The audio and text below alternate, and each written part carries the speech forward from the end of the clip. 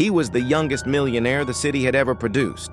At 29, his name alone carried weight. Newspapers praised him as a visionary. Investors called him untouchable. Employees feared his silence more than other men's anger. Every morning followed the same ritual. The black car stopped at the entrance. The glass door slid open. And the building changed. Conversations dissolved mid-sentence. Coffee cups froze halfway to lips. People stood straighter, sharper, smaller. "Good morning, sir," echoed down the marble hallway like a rehearsed chant. Power followed him everywhere. Power listened. Power bowed, except for one person.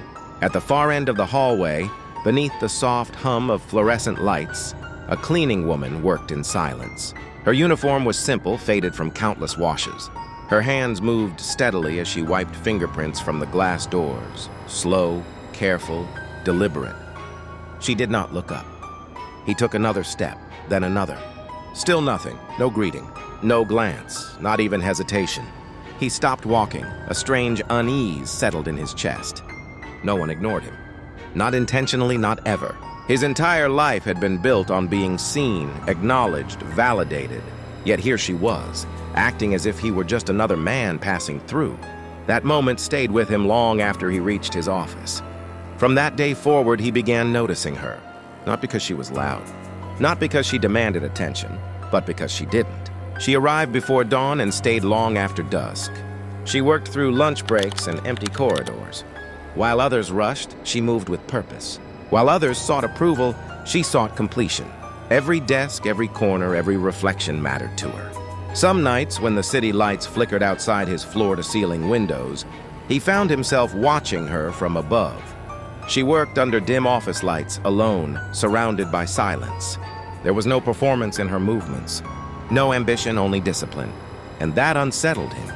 He had spent years learning how to read people, how to measure them by greed, fear, and desire. Everyone wanted something from him. Money, power, favor, but she wanted nothing. One evening, as the building emptied and the elevators went quiet, a thought crossed his mind. A test. Before leaving, he opened his safe and pulled out a stack of bills. $10,000. Fresh, clean. Tempting. He slid them into an envelope and placed it deliberately on the floor beside his desk, visible, careless, inviting. If she took it, he would be right. If she didn't, he wasn't sure what that would mean. The next morning, he arrived early. The office was immaculate, cleaner than usual. The glass reflected perfectly.